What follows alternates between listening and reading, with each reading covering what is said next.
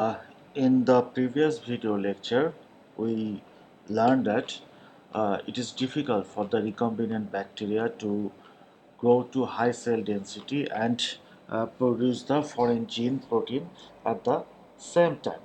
Okay, and one reason was that the recombinant bacteria they need to partition its resources to do this different work. Okay, and there are actually other reasons which contribute to this difficulty. Okay, and one reason is accumulation of harmful waste product, especially acetate. When the fermentation is going on, many waste products accumulate there. These waste products are produced as byproduct of metabolism by the cell. Okay, and especially the acetate. Okay, it creates the problem. Because of the accumulation of acetate, the cells cannot grow rapidly, and also they cannot express the foreign gene efficiently. Okay, so how we can solve the acetate problem? So if we can remove the acetate from the medium during the fermentation, it will solve the problem. And we can remove the acetate from the medium by different methods, like by doing dialysis or using macroporous ion exchange resin.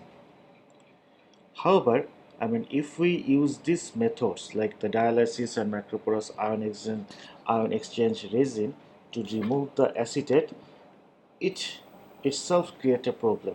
What problem? I mean, those process will remove the acetate as well as they will remove nutrients from the media. Okay, and these nutrients are necessary for the cell growth. Okay, so that means using the dialysis or ion exchange resin may not be a good way to remove acetate. So how we can solve this problem?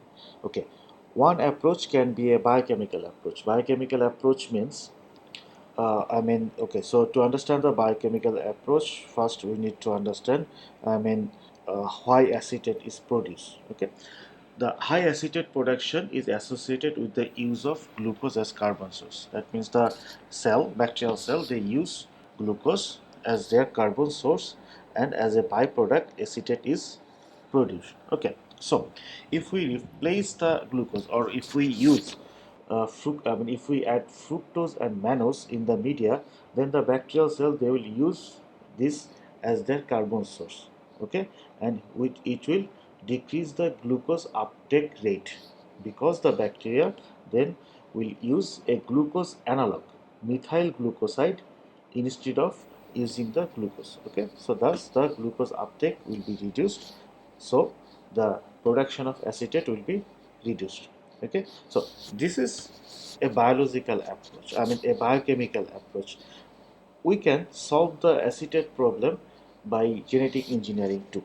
Okay, so we can change the recombinant bacteria genetically, thus it will produce less acetate. So how we can do that?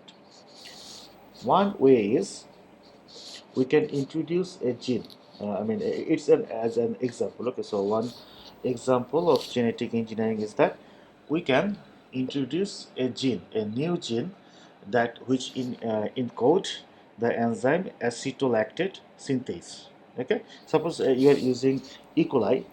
Okay, so as your recombinant bacteria, so if you introduce this gene which encode this enzyme acetolactate synthase, if you introduce this enzyme into the E. coli, the acetate production will decrease. Okay, so why it will decrease? To understand that, we need to see the uh, metabolic pathway of glucose metabolism. Well, I hate metabolic pathways, but okay, there is no other way, right? We cannot escape from the metabolic pathways, so we have to understand those. Okay, so let's see.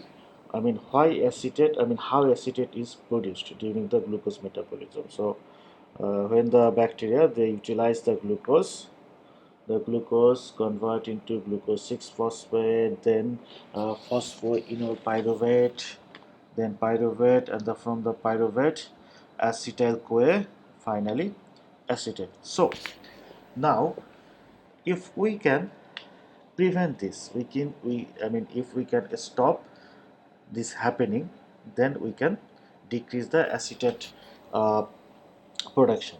Well, it's actually sometimes, it's actually, practically impossible to completely stop this one, this pathway, but at least we can decrease it. How we can decrease it? By genetically change the bacteria. So, as I talked about this enzyme, the acetolactate synthase. If we can introduce gene into the E. coli, this gene product, that means the acetolactate synthase, what it do?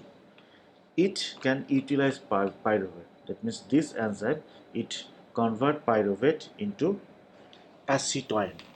Okay, that's mean if the genetically modified bacteria it have this, this enzyme, then it will change the pyruvate into acetone. By this way, the production of acetate will be reduced. Okay, in fact, 70% less acetate is produced by the recombinant bacteria. Okay, and protein, our target protein production increased almost double. Okay, increased almost twice.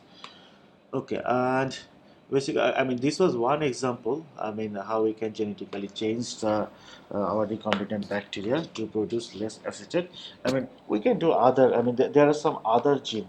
Okay, which gene also can decrease the acetate production, and this figure it shows another example like pyruvate carboxylase. Okay, this enzyme it can also reduce acetate production by doing this. The pyruvate carboxylase, it convert the pyruvate into in the oxaloacetate, and then it can this pyruvate carboxylase enzyme it can take the pyruvate into the TCA cycle and thus reduce the formation of acetate. So again, if we can encode the gene which encode this enzyme into the recombinant bacteria, that bacteria will reduce acetate production. In fact, I mean, by this approach, the foreign gene expression can be increased five-folds, and at the same time, biomass production can be increased 30 to 40%. Okay, so that's all for this part of the video. In the next video lecture, will I'll talk about some downstream processing of the fermentation process, and which will be harvesting microbial cells. Okay, till then, be safe. Thank you.